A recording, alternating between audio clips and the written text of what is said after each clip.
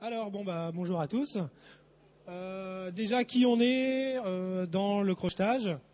Olivier, donc lui, il est serrurier, il est très axé pratique au niveau crochetage. Il démonte les serrures, il pratique, il fait des tests, il fait des outils, etc. Donc il conçoit. Sa spécialité, c'est le crochetage. Moi, donc, je suis plus orienté théorie. Je fais partie des associations, notamment françaises, allemandes, hollandaises, qui est vraiment liée au crochetage. Et ma spécialité, c'est l'impression. C'est une méthode d'ouverture dont on a parlé l'année dernière. Et on peut en reparler après. On a un atelier, etc., si vous voulez en parler. Et tous les deux, on est membres de plusieurs forums français et internationaux sur lesquels on est plus ou moins actif, mais c'est surtout pour faire des connaissances. La différence entre le crochetage et le hacking, c'est assez marrant, enfin c'est en tout cas notoire, c'est qu'il n'y a pas de groupe, il n'y a pas de club de crochetage comme il peut y avoir des hackerspace, comme il peut y avoir des équipes de hacking. Donc c'est peut-être un truc qui serait à développer, mais il n'est pas certain que le climat français soit vraiment super pour ça. Mais bon, ça peut être un truc à développer. Alors pourquoi faire une conférence de crochetage dans un truc qui s'appelle la nuit du hack? Tout ce que vous avez, voilà, la force d'une chaîne est égale à la force de son maillon le plus faible. C'est l'idée de se dire que vous avez des baies, vous avez des serveurs, vous avez des ordis qui sont dans des bureaux, etc. Je pense que le meilleur moyen de pirater un truc, c'est encore d'avoir accès à la machine. Ça te plaît? C'est bien, t'es d'accord? Ouais. Donc, si on arrive à accéder à une machine, si on arrive à accéder à des documents, si on arrive à accéder à ce genre de choses, toute la sécurité est perdue, d'où l'intérêt de la sécurité physique et de l'intérêt du crochetage. Alors là, on passe sur les serrures à pompe. Alors serrure à pompe s'appelle serrure en réalité à effet de pompe, tout simplement parce que vous connaissez certainement ces serrures qui sont les serrures qui vont sur les portes blindées en général. Quand on met la clé, ça fait comme un ressort. C'est d'où le nom serrure à effet de pompe. Alors, vous avez en fait deux parties, si vous vous rappelez ceux qui étaient là sur les autres conférences de crochetage. Une serrure est toujours constituée d'un rotor, donc c'est la partie qui va tourner en même temps que la clé, et d'un stator, c'est la partie fixe qui ne doit pas bouger, qui est fixée à la porte. Ce qui fait que ça va tourner ou pas tourner, c'est là que vous avez des barrettes qui sont en fait glissées dans des rainures. Et tant qu'on n'a pas aligné le cran au niveau de l'anneau, on ne pourra pas tourner. Donc le fonctionnement est relativement simple, c'est de la mécanique. Après, l'idée c'est de savoir qu'est-ce qui fait que c'est sécurisé et surtout qu'est-ce qui fait que ça ne l'est pas, comment on peut l'ouvrir et comment on peut s'amuser avec ce genre de truc. Donc là on voit un autre détail de serrure. Donc désolé pour la qualité. Là c'est pareil, vous avez le rotor, c'est la partie qui va tourner. Là vous avez les barrettes et si vous voyez ici, vous avez plusieurs crans, dont des crans plus ou moins profonds. Ça c'est l'équivalent de leurre ou de piège dans la serrure. Quand vous faites un crochetage, quand vous arrivez sur le bon cran, vous sentez un clic, vous entendez un clic, mais là ça fait des fausses sensations. Donc l'intérêt, c'est évidemment d'éviter l'ouverture. Et nous, on va essayer de voir comment on peut s'en foutre un peu ou comment passer au-delà de ça. Donc, au niveau des serrures à pompe, vous avez des dizaines de modèles. C'est un produit qui a été inventé par Joseph Bramah. Et donc Olivier est très fier de dire que Joseph Bramah était l'inventeur de la tireuse à bière, c'est ça? Voilà. Donc un mec très intelligent et plein de bon sens. Et depuis, donc ça c'était dans les années 1800 et quelques, 1875, voilà. Depuis, ça s'est développé sur plein de modèles différents. Et vous avez en fait, c'est devenu particulièrement français. La raison, je la connais pas spécialement, mais je pense que 90% des serrures à pompe dans le monde sont en France. Donc c'est pour ça aussi que c'est intéressant à connaître chez nous. Vous avez des serrures avec des pompes frontales. Donc ça, c'est des serrures plutôt bas de gamme. Haut de gamme, mais moyen. Et vous avez des serrures rondes. Ça, c'est vraiment le typique serrure à pompe. Et vous avez des produits vraiment haut de gamme, comme du fichier, avec des innovations, des ingénieurs qui s'amusent sûrement beaucoup, et qui font vraiment des produits complètement inédits. C'est pas du tout de la copie de l'existant. Alors, qu'est-ce qui fait qu'on peut crocheter une serrure à pompe? C'est le même principe que sur une serrure standard. Vous avez des défauts d'usinage. Vous avez par exemple la différence de dimension des lamelles. Les lamelles, c'est des bouts de métal. Elles peuvent faire 2 mm ou 2,1 mm. La différence n'est pas énorme. Mais quand on a un frottement, on le sent. Et vous avez par exemple celle-ci qui va s'emboîter au niveau au niveau du collier. Donc c'est les deux bacs dont je parlais tout à l'heure. Il fallait aligner le cran sur le collier. Celui-ci, qui est plus fine, ne va pas être bloqué tout de suite. Donc en réalité, quand on va crocheter cette serrure, s'il n'y avait que deux pompes, on commencerait par celle-là et ensuite par celle-là. Donc au lieu de crocheter, quand vous avez une serrure par exemple à 8 barrettes, vous allez crocheter 8 fois une serrure à une barrette. C'est pas aussi simple que ça, mais l'idée générale c'est vraiment ça. Donc on se rend compte qu'on arrive assez facilement à ouvrir. Vous allez voir tout à l'heure les démos que va nous faire Olivier. Des serrures qui sont très haut de gamme, qui valent cher, qui sont installées sur des portes blindées, qui sont installées sur des coffres forts, qui sont censées résister aux plus grandes méthodes d'ouverture destructives et non destructives, qui va nous ouvrir, j'espère, en moins de 5 minutes, en quelques minutes en tout cas. Voilà. Alors, et tout à l'heure je disais, donc il y a des faux crans qui sont des pièges, sauf que les faux crans vont permettre en fait d'avancer un petit peu dans la recherche. Donc c'est comme si on nous disait, au lieu d'avoir 10 possibilités sur une barrette, il n'y en a que 3. Parce qu'il y a un vrai cran et deux faux crans. On ne sait pas c'est lesquels, mais même si on voulait le faire en brute force, s'il y a 5 barrettes, eh ben, ça fait pas énormément de combinaisons à tester. Donc des fois, le piège en fait nous rend service et nous permet d'accélérer l'ouverture. Donc là, ce que je disais, c'est lié à toutes les serrures ont le même problème. C'est des défauts d'usinage qui font que c'est comme si on crochetait 5 serrures d'une goupille ou 5 serrures d'une barrette. Un autre élément qui est intéressant à remarquer sur les serrures à pompe, bien que ce soit du très haute sécurité, on a une faille qui est vraiment bien spécifique de la serrure à pompe, c'est le fait que quand on regarde la serrure, on a accès directement à tous les éléments de la serrure. Quand vous regardez un cylindre habituel, vous voyez la première goupille, mais derrière vous ne voyez pas ce qu'il y a. Là, vous voyez tout. Vous avez 1, 2, 3, 4, 5, 6, 7 barrettes. Donc là, on voit les 7 barrettes, ce qui veut dire qu'on peut voir ce qu'on fait. Quand on a commencé à travailler dessus, on peut voir où on en est, on peut voir si elle revient en arrière. Donc on a déjà vraiment une information visuelle. Et ça va nous permettre après aussi de fabriquer des outils qui vont travailler en direct, en simultané, sur tous les éléments de la serrure. Et ça, vous allez voir, c'est royal. Une autre chose qui est intéressante, vous pouvez remarquer sur ce modèle-là, là j'ai coupé le dessus parce qu'on s'en fiche, la hauteur est différente sur chaque modèle, mais ce qui compte c'est de voir que en bas, la différence entre le bas de la barrette et le cran est exactement le même. Donc ce qui veut dire que si on pousse une barrette, toutes les barrettes le plus possible, tous les crans vont être alignés.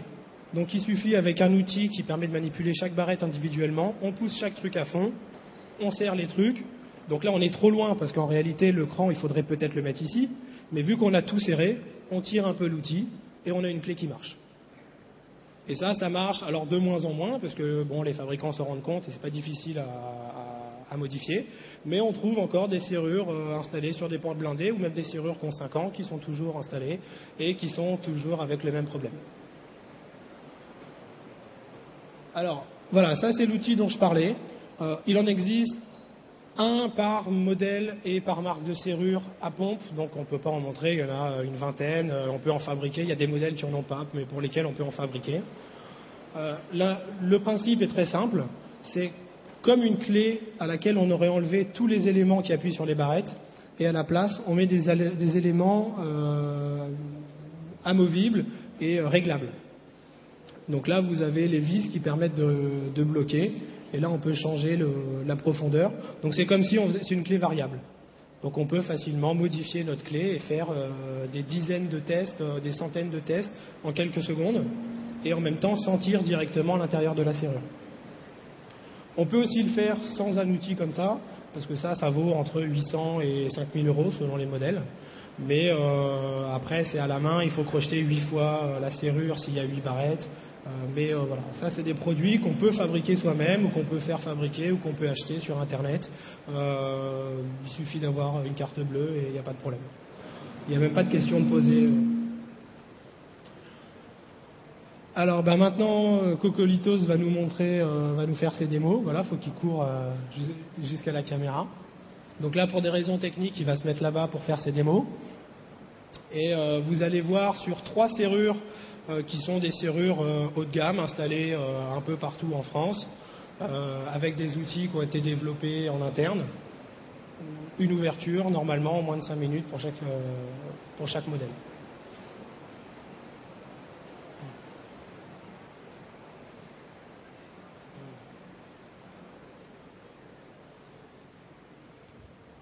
Donc là, voilà, il utilise sa clé pour montrer le fonctionnement. Voilà, la clé marche très bien. La serrure aussi.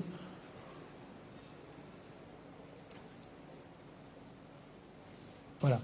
Et donc là, il va utiliser un parapluie. Donc l'outil dont je parlais tout à l'heure, c'est simplement une clé, une genre de clé sur lequel on a rajouté des éléments qui peuvent bouger. Voilà. Là, il peut faire bouger les éléments.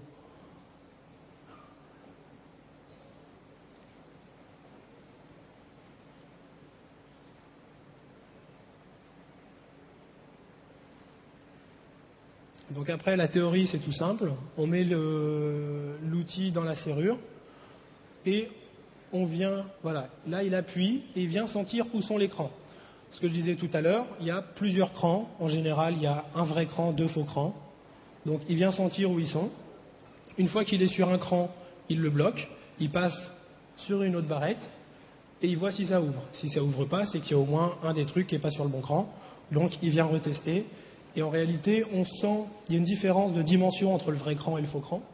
Donc le vrai cran ne permet pas du tout de bouger le palpeur, alors que le vrai cran va permettre de bouger le palpeur. Donc la différence, elle est d'un demi-millimètre, mais à la main, ça se sent.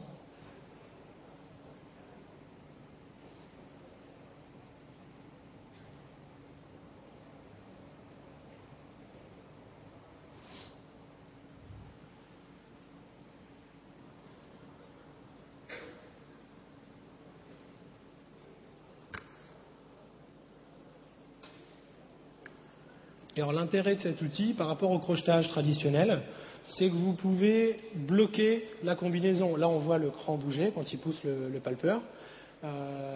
Donc une fois qu'on a un truc, on pense qu'il est bon, on peut continuer, contrairement au crochetage traditionnel, où si on relâche la tension, il y a tout qui s'arrête. Et voilà. Bravo Coco.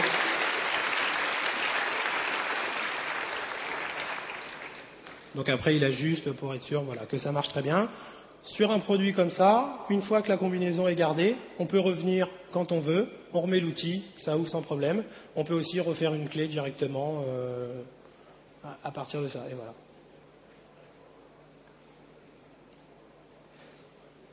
Donc maintenant il va nous montrer un modèle un peu plus compliqué.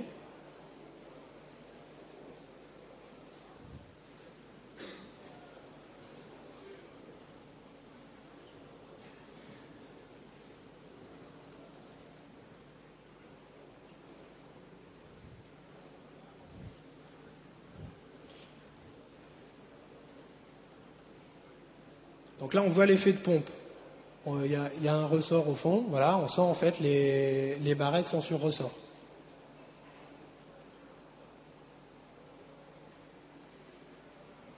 Même principe avec un outil différent. Donc là, ce que je disais tout à l'heure, il faut un outil par marque, par modèle. Donc ça revient cher si on veut tout avoir. Mais en général, si c'est pour de la sécurisation, par exemple d'informatique, si vous savez ce qui est installé chez vous, le mec qui veut vous attaquer, il sait aussi ce qu'il y a, donc il suffit d'un outil ou 2 outils et il peut faire à peu près ce qu'il veut. Sachant que ça, c'est des outils qui laissent très peu de marques. Quand on fait du lockpicking, ça laisse des traces. On peut les repérer avec des microscopes, on peut démonter, prendre des photos, faire des comparaisons avec des produits qui n'ont jamais été crochetés, mais ça laisse très peu de traces et surtout la serrure continue de fonctionner sans problème, donc vous ne savez même pas que vous avez été attaqué et vous en rendrez peut-être compte un an plus tard.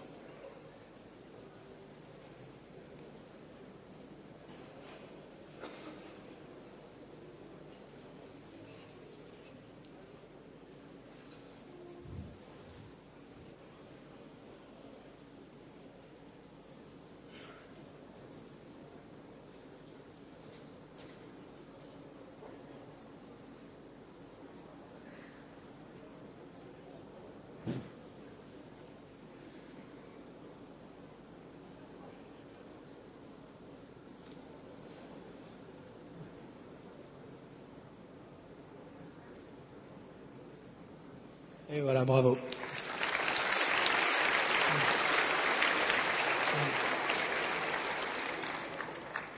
Donc ça, sans vouloir alarmer les gens qui sont dans cette salle, c'est des serrures qui sont toujours vendues, toujours installées par la majorité des serruriers et qui sont toujours agréées aux assurances puisque c'est des cylindres qui sont réellement de bonne qualité.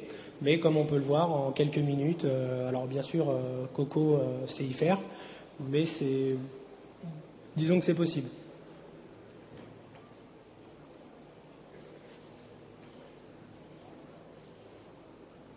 Pour ceux qui le souhaitent, après, si vous voulez poser des questions, bon, on posera des questions à la fin de la conf, mais si vous voulez, après, il y a l'atelier crochetage où Neuro nous fait le plaisir de vendre du matériel de bonne qualité et surtout pas cher quand on voit ce qui se vend sur Internet.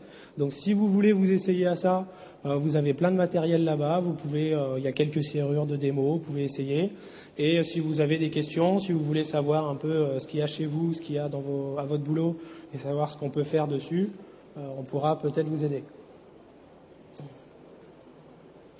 Voilà, donc là c'est pareil, on voit l'effet de pompe, il y a un effet de ressort avec la clé. Alors sur ce modèle, qui est beaucoup plus difficile que les autres, la raison elle est simple, c'est que là il y a 8 barrettes, alors que celle d'avant il y avait 6 et 5 barrettes. Et sur ce modèle, il y a un seul ressort qui tient les 8 barrettes. Le problème de ça, c'est que ça donne très peu de sensations. Quand on a un ressort sur chaque barrette, à chaque fois qu'on appuie sur une barrette, on sent la barrette revenir, donc on peut vraiment la palper et sentir comment elle réagit. Sur ce modèle, quand vous allez en pousser une, elle va pousser le ressort au fond, et après le ressort il reste en place, les autres donneront très très peu de sensations.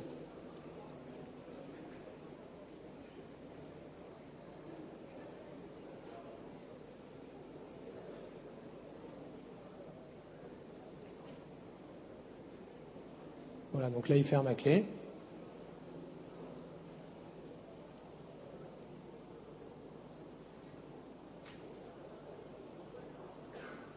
Donc là, vous voyez le nombre de vis.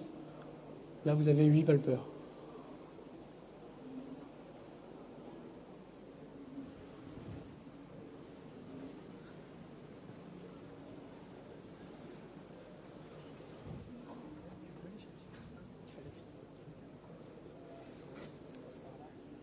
Martin, on doit dire un truc.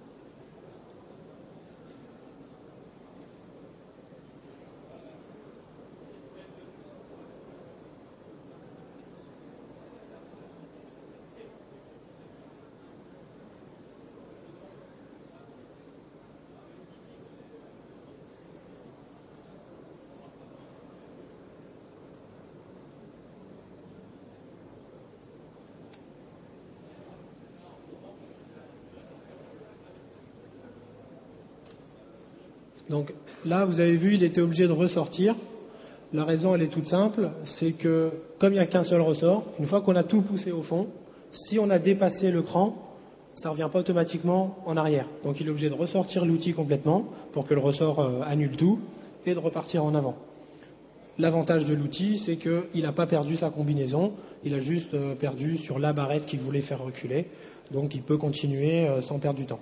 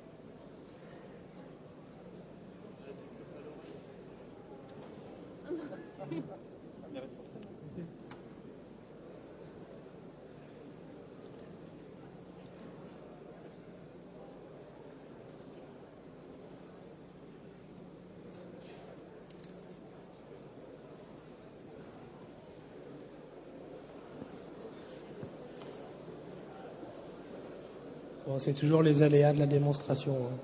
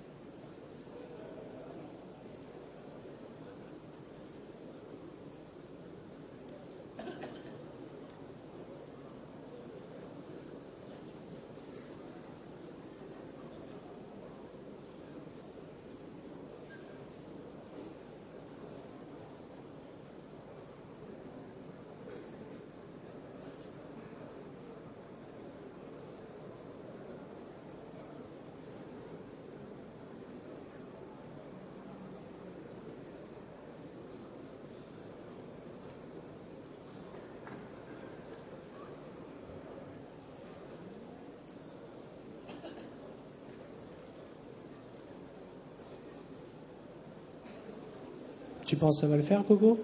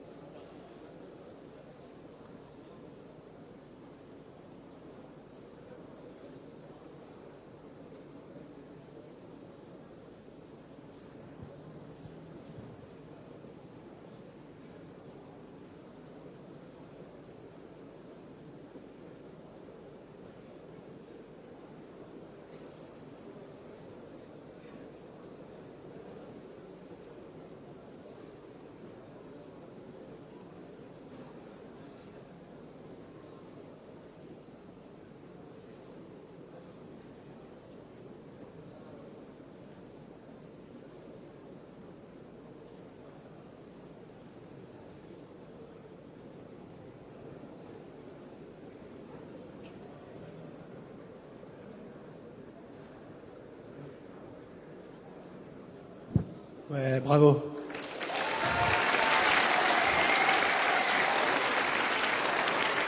Elle n'était pas facile, hein. Bon, c'est normal, elle coûte 4 fois plus cher que les autres, donc c'est bien qu'elle soit un peu mieux que les autres. On peut re-switcher sur le PowerPoint. Merci Coco, bravo.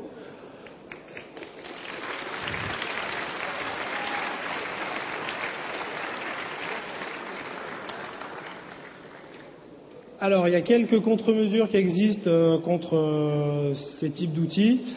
Il existe aussi des outils encore plus performants qui permettent de contrer les contre-mesures, mais les ingénieurs ont mis, en plus des barrettes qu'on voit ici, ils ont mis des goupilles, donc type traditionnel, dans l'autre sens. Donc ça fait des outils qui deviennent hyper compliqués, d'une précision extrême, qui valent des milliers d'euros. Donc après, c'est vraiment pour les services secrets ou pour le mec vraiment acharné. Donc, mais c'est important de savoir ce qui existe et de savoir qu'en serrurerie, concrètement, je pense que c'est comme en informatique, c'est une question de temps, d'argent, de détermination. Donc tout est faisable. Un autre élément qui peut être intéressant, vous avez certaines clés qui sont protégées contre la copie, parce que j'en parlais tout à l'heure avec l'un d'entre vous, je ne sais plus qui me disait qu'il avait à son boulot, les serveurs étaient avec des clés haute sécurité. Sauf qu'en réalité, a priori, ce serait une clé qui est copiable chez n'importe quelle clé minute. Donc il suffit que la femme de ménage prenne les clés 3 minutes ou qu'un mec chope un trousseau de clés, il va chez le clé minute, il refait faire un double et il la rend. L'intérêt de clés comme ça, avec des éléments, là c'est une petite barre qui est sur ressort, ça c'est une petite bille qui va bouger. Avec des éléments comme ça, les clés sont brevetées et ne sont pas copiables. légalement. On peut tout faire, ça reste que des bouts de métal, mais ça permet de se protéger un petit peu contre les copies frauduleuses. Voilà, merci pour votre attention.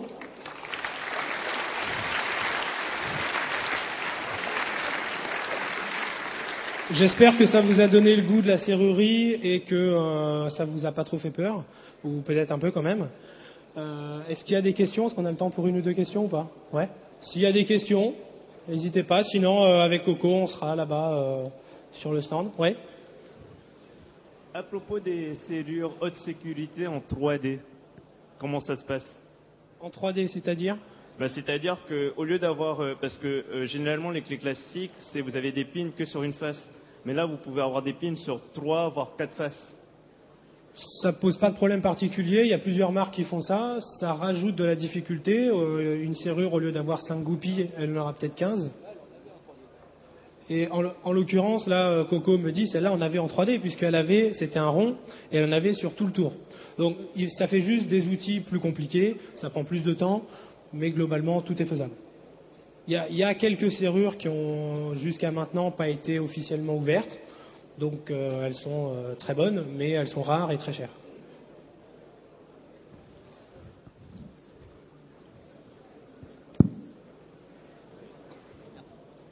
Oui, par rapport à la norme de protection A2P de mémoire, de votre retour d'expérience, chaque étoile est censée représenter 5 minutes.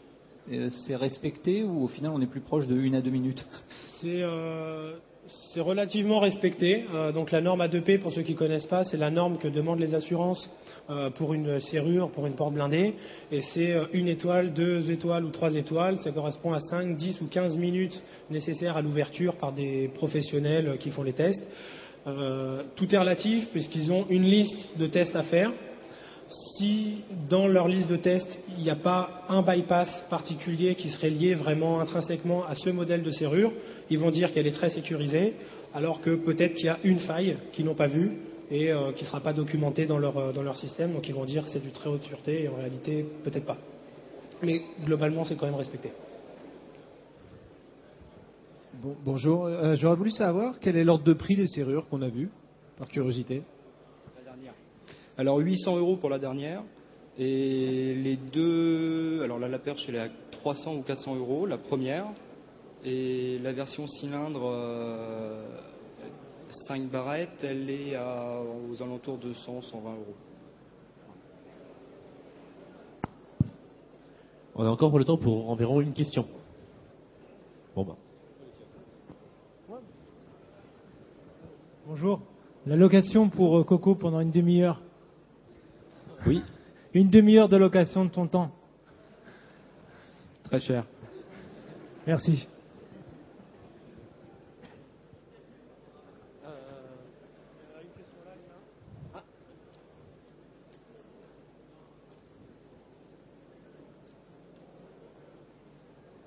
Bonjour, je voulais avoir des informations par rapport au pass PTT. Tu veux savoir quoi? Des informations par rapport au pass PTT, cette espèce de clé à 4 crans égaux. Ouais. Est-ce que vous pouvez en dire plus? Qu'est-ce que tu veux comme info? Bon, donner le pass, tout le monde l'a, je pense. Enfin, si tu l'as pas, demande à tous ceux qui sont là, ils l'ont. D'accord. Je pense. Hein. Non, mais bon, après, le pass PTT, je sais pas c'est quoi, qu'est-ce que tu veux savoir? Si on est content, pas content, si c'est facile, pas facile. Non, si, ça ouvre quel type d'immeuble en fait? C'est les vieux. Alors, le pass PTT, la Poste, Coco, c'est peut-être, tu veux expliquer? Tu connais peut-être mieux que moi le système. Alors le pass PTT, il y en a pas mal, il y en a pas loin d'une vingtaine. C'est un sujet vachement sensible que d'en parler en public, mais bon. On va parler du pass PTT qui ouvre les boîtes aux lettres individuelles. Les pass PTT, c'est pass PTT et on peut les refaire via la clé originale, c'est-à-dire que via n'importe quelle clé vendue dans le commerce, on peut retailler le pass. Donc ça, c'est une énorme faille en termes de système hiérarchisé. Mais bon, à l'époque, c'était comme ça. Le pass PTT, plus largement, c'est un pass sur un organigramme. Donc, On avait parlé, je crois, l'année dernière ou l'année d'avant, d'une méthode relativement simple qui permet, à partir d'une clé, par exemple la clé de votre bureau, là où vous travaillez, vous avez peut-être une clé de votre bureau qui ouvre pas le bureau du voisin, mais le patron a peut-être une clé qui ouvre toutes les portes. Quoi ? Non, qui ouvre toutes les portes. Et en quelques tests non destructifs, sans démonter le cylindre ni rien, on peut refabriquer le pass général. Donc, le pass PTT peut être fabriqué par n'importe qui. En plus, le pire, c'est qu'ils ont fait une bêtise, c'est qu'on peut le fabriquer directement avec la clé de votre boîte aux lettres. Et pour répondre un peu plus précisément à la question, le pass dont on parle souvent, c'est un pass qui va ouvrir les boîtes individuelles et beaucoup d'immeubles, mais de moins en moins, puisque maintenant on est passé sur du VIGIC, qui est du RFID relativement correct, d'après ce que j'ai entendu dire. Est-ce qu'il y a d'autres questions ? Comme ça ? Là ? Tu as parlé des VIGIC. De votre côté VIGIC, les passes, qu'est-ce qu'il est sorti dernièrement sur le sujet en fait ? Parce que ça coûte cher. Hein. Concernant les passes, j'ai pas trop d'infos. Je touche plus à la mécanique qu'à l'électronique. Je crois que c'est le cas aussi de Coco. Je sais qu'il existe des passes qui sont les passes pompiers, les passes PTT justement, qui ont des horaires. C'est un pass. Dans la documentation, il est écrit en fait que c'est un pass avec un identifiant unique qui n'est pas unique de fait, puisque tous les pompiers ont le même identifiant unique, tous les mecs de la poste ont le même identifiant unique, et en plus il y aurait une information de date intégrée dans le badge. Donc on ne peut pas copier un badge PTT sur n'importe quel badge, et on ne peut pas non plus piquer un badge PTT et l'utiliser, puisqu'il faut le recharger en général toutes les 24 heures. Après, il y a peut-être eu des exploits qui ont été faits dessus, mais auxquels je ne suis pas au courant. Une question ?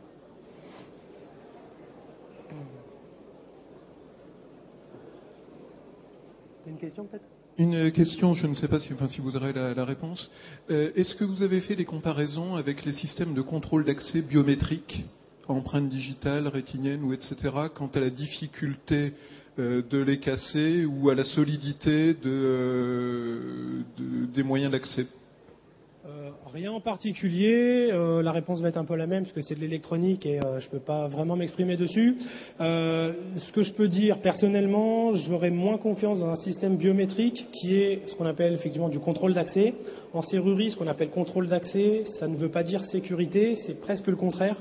C'est de dire, moi la définition qu'on peut donner, c'est de dire qu'un gentleman ne doit pas pouvoir ouvrir la porte du voisin. Donc, en se trompant, on ne peut pas ouvrir la porte du voisin, mais on réduit la sécurité, parce que sur un organigramme, je disais tout à l'heure, avec la clé de votre bureau, vous pouvez retrouver, par une escalade de privilèges, retrouver le pass général. Ça, c'est du contrôle d'accès, ça réduit pour moi la sécurité. Et au niveau électronique, le problème, c'est que sans dire que tout ce qui est libre et open source, c'est bien. Dans la biométrie, en général, on ne sait pas ce qu'il y a dedans. Donc on ne sait pas s'il y a soit une backdoor, soit une faille. Dans une serrure, on va dire c'est plus à porter à échelle humaine, à mon goût, parce que je suis peut-être plus orienté mécanique, mais on sait ce que c'est un cylindre, ça tourne ou ça tourne pas. Biométrique, peut-être qu'il va faire des faux positifs, peut-être qu'il va faire des faux négatifs. Je pense que c'est plus délicat. Je pense qu'il y a plus de risques. Après, dire si c'est mieux ou moins bien, Coco veut rajouter, vas-y. Oui, et puis la biométrie, c'est des serrures qui coûtent super cher. Ce que je veux dire par là, c'est que sur un fabricant de serrures, il va prendre l'empreinte digitale. Il y en a certains qui font un scan 3D, donc qui prennent la température du corps, le flux sanguin et plus l'empreinte digitale. Mais de plus en plus, les fabricants gardent quand même un système mécanique. Parce que, à mon avis, ils n'ont pas confiance en la biométrie et dans l'électronique. On voit ça sur les coffres-forts, par exemple. Certaines serrures, je vais citer la marque Kezo en électromécanique. Il y a des clés de secours, on appelle ça. Donc, quoi qu'il en soit, qui est biométrie, on passe par la clé de secours. Voilà. On a encore le temps ou pas ? C'est une question là-bas ? Là-bas.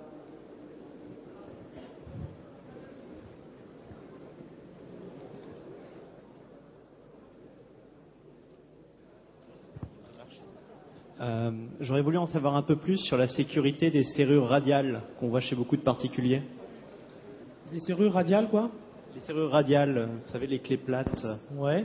Alors, radial, ça peut vouloir dire deux choses. Donc, si c'est le terme générique pour dire les clés donc, qui ont un profil horizontal, donc les clés à trous en général, c'est quoi? C'est un avis sur la sécurité de ça? Tu veux savoir? Oui, sur les serrures radiales de vachette, par exemple. Ah, donc voilà. Donc ça, le terme général radial veut dire clé à trous, voilà. Vachette fait aussi un modèle qui s'appelle radial, radial S, radial SI, radial NT. C'est des bons produits. Le seul qui est encore breveté, c'est le NT. C'est un bon produit. Il faut savoir qu'il est réellement sécurisé pour la casse en modèle NT+, puisqu'il y a de l'anti-perçage, de l'anti-cassage. Modèle NT, au niveau cassage, est sensiblement similaire à n'importe quel cylindre. Un mec qui vient avec une clé à molette ou une pincetto ou n'importe quoi, et au crochetage, mais c'est plus difficile. Mais ça se fait.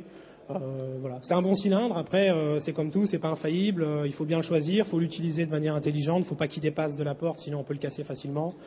Après, c'est tout le reste est important. J'ai juste une petite question qui n'a rien à voir avec ça, mais je profite d'être là. On recherche un technicien GSM qui serait bien calé en câble rayonnant. S'il y a quelqu'un dans l'assistance qui se sent concerné, qui vienne me voir à la fin, on pourrait discuter. Voilà.